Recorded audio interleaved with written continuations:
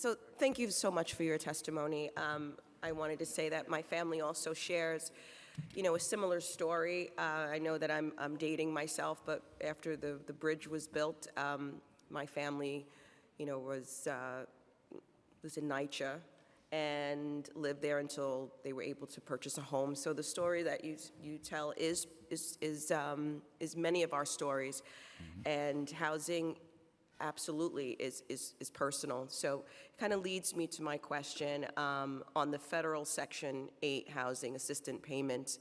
The executive plan includes an additional $43.5 million in federal funding in fiscal 2024 to fund total expected Section 8 rental assistance payments.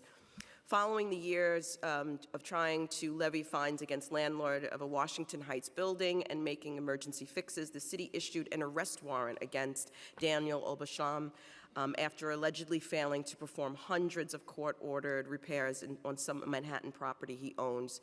It was about a total of 700 open violations on several properties.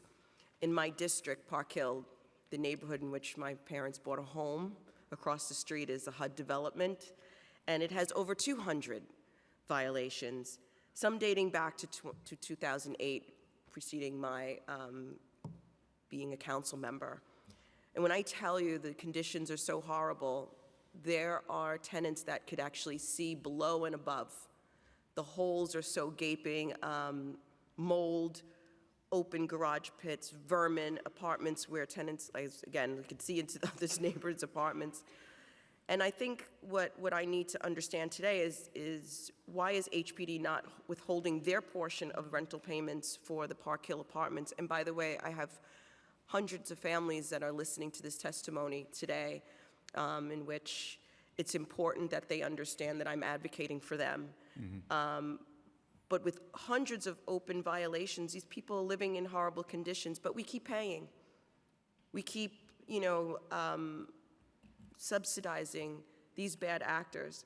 So what I really want to say is, will HPD withhold payments of violations if these aren't cleared up? And what is the breaking point where you actually will officiate an arrest? So he was arrested with 700, we're dealing with 200. And if you don't have plans to withhold funding from this landlord, what is the corrective action plan in place that will ensure the improvements for these residents in this development? Thank you for your patience. Thank you, Council Member. I'll start, and then I'll have the team talk a little bit about some of the aspects of our work and how we get there. But I wanted to just start by saying that I'm very proud of the work of our enforcement team in going after this guy, Daniel Obasham, who was clearly abusing the tenants in his building. We have other cases.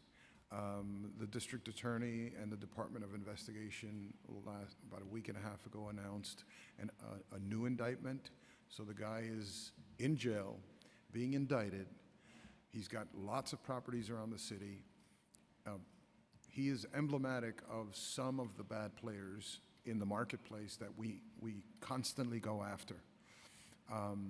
And so I wanted to say that because the message that was sent by that arrest, and hopefully if the district attorney gets what he's asking for, and the Department of Investigation does, this guy could be sentenced to live in his building.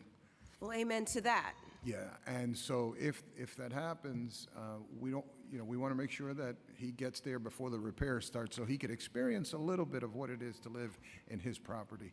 But we do a lot of work, and I have to take my hat off to Anne Marie and her team on the enforcement side, the litigation side that got us that result. And then First Deputy Commissioner Tagani will talk a little bit about the rental support and sort of how the money side of this works. The question is that where is the tripping point? Yep.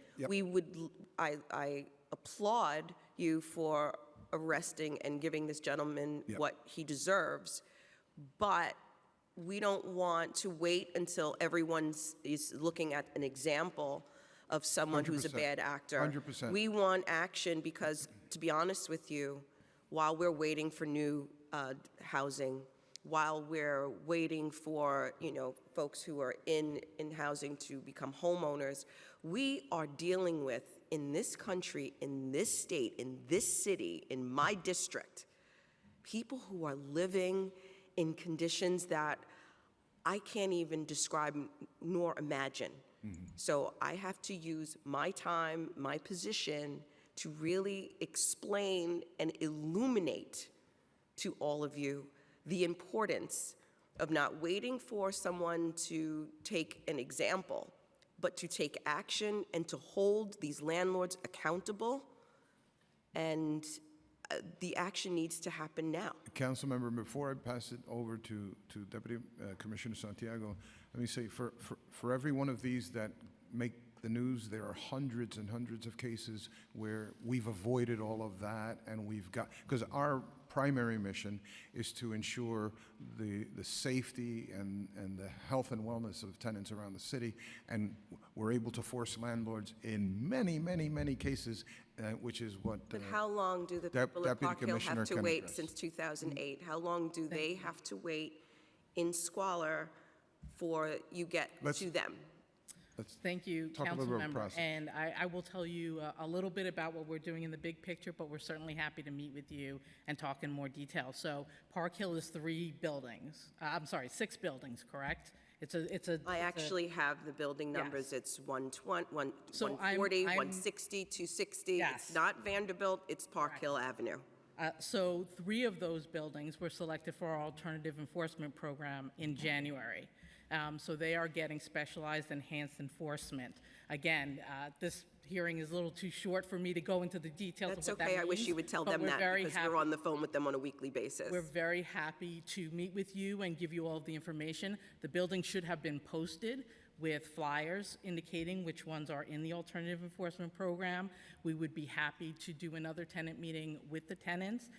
If any of the tenants are watching, as you said, we strongly encourage them to call 311 to file their I'm complaints not for going to us do encourage them to call inspections. 311. I'm going to encourage you all to come with me and take care of this.